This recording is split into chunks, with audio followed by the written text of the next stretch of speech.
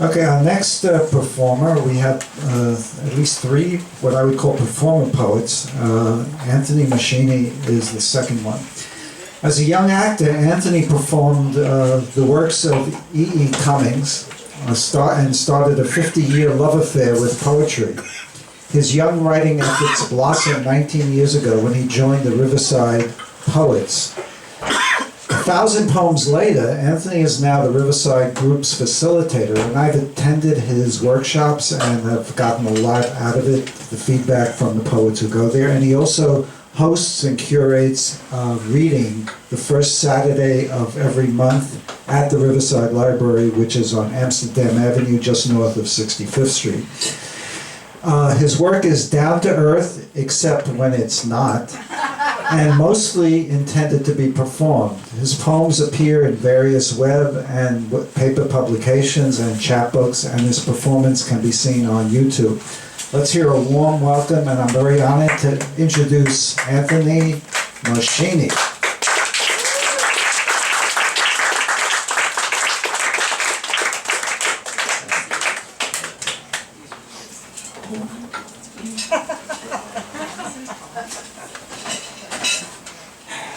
Movies. In the film, Play It Again, Sam, Woody Allen, in a museum, comes on to a statuesque babe who seems a clear foot taller than our satirical hero. The conversation's going nowhere, so he nervously cuts to a more direct approach and says, well, what are you doing Saturday? Her reply, committing suicide. He thinks for a moment and says, well, what about Friday? Perfect pitch perfect, those early years, yeah, oh yeah. Movies. If Hollywood celebrated its choice of best flick ever, which would it be, Look. I'm just a corrupt official, but Rick is Zeus. I'm background music. I mean, a kiss is a kiss, a smile. Smell the beauty of that. Or see three beans on a hill and leave a spot for me. Everybody wants freedom, but someone's hate always holds them down. As Sam's song romances with simplicity. Remember this while all souped up political. Love walks into a gin joint where evil guards seem annoyed by the tune played again and again. Others are shocked to witness violent power defeat noble humanity. Yet it feels good to hear the Marseillais trump the SWAT sticker in spite of the usual suspects.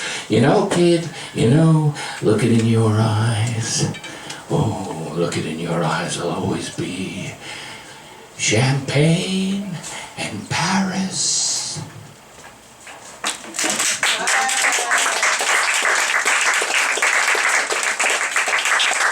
Marlon Brando, James Dean have disappeared. Their cause was to be always young, rebellious, without maturity. They refused mediocrity or normality or anything ordinary. They didn't like authority. Defiance was their god as contradiction lashed out everywhere. With youthful antics, they shattered rules, yet angered few. Conflict, their essence of theater was writ big. Emotional clash turned to a kind of graceful grace, or grace in the rough.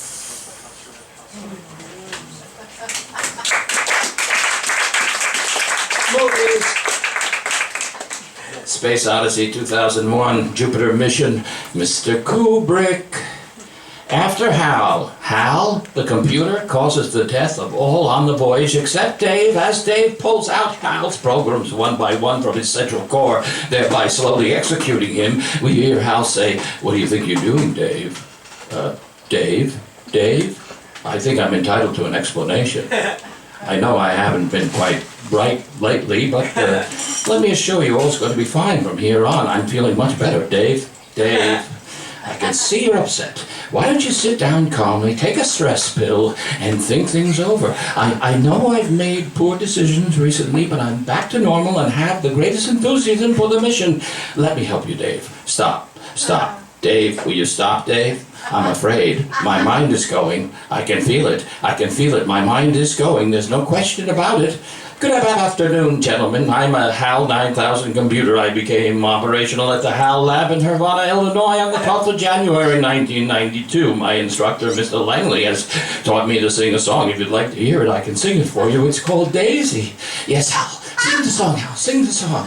Daisy, be the daisy, and they give me your answer due. I'm half crazy, all for the love of you. It won't be a stylish marriage. I can't afford but a carriage, but you look sweet, upon the sea, of a bicycle built for two. What is technology doing to us?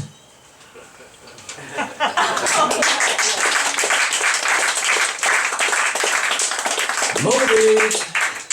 Crazy thought, nutty notion, just now got an idea.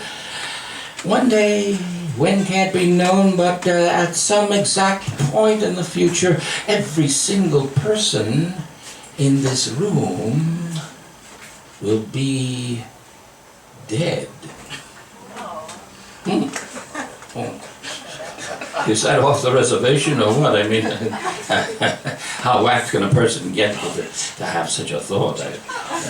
Fellini, with a few other directors and a bunch of actors, including Marcello, were seated in a restaurant talking about death. And to everyone's surprise, Mastroianni stood up in the middle of the room and very ceremoniously said, "I've decided not to die." They all looked at him incredulous. He made the declaration in the pose of a statue, finger in air, stood there. Of course, he's dead. And Fellini's dead, same as many there that night, I'm sure. Or are they? Might he and they at this moment be having a dandy time somewhere? Too much is assumed about death. So many folks are convinced it's this or that, but is it? Our thoughts about it could be wrong. It's even possible death's a serendipitous pleasantry, an agreeable surprise. Death. What if it's like this? It's a very dark night, and you unlock the door to your home, enter a pitch-black room where suddenly all the lights come on, and you see every one of your old friends, and they yell out, "Surprise! Surprise!"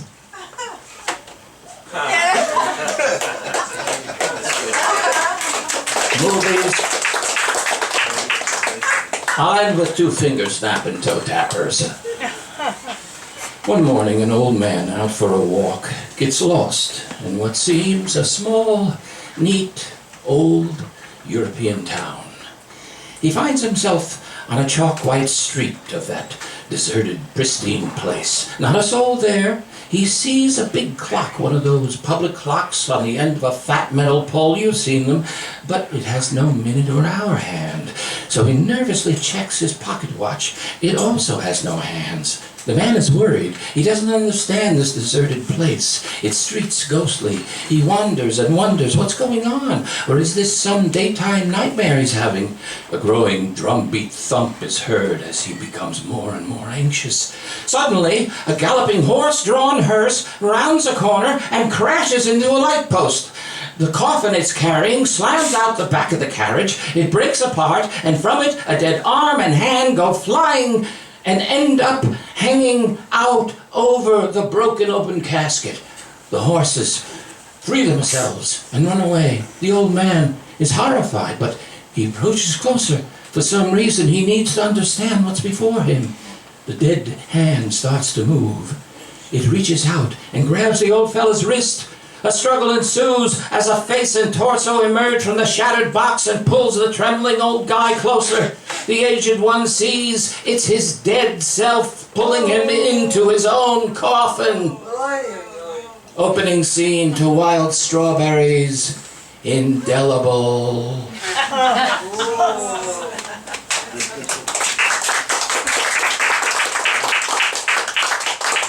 Movies, Bergman's Seventh Seal, the last. Starts out morbid, then gets more so. But there's such clarity, such subtle and blatant honesty, you can't pull your eyes away. It's irresistible. All should bow before that greatness, thanks Ingmar for your perfect darkness. And the conclusion, whoa, the way the characters, with a few exceptions, are pulled hand in hand up that horrific hill. It's truly terrible, pitiful. It dawns on us all how disturbing is life, any life. We end on the top of that mountain in a medieval castle where we sense a condemnation, a criticism for eerie, hellish, unknown reasons. We're seated round the feast table with no feast. The truth strikes hard at that moment, and death is going to execute every damn one of us. The slaughter is not and will not be questioned. Movies! Cinema!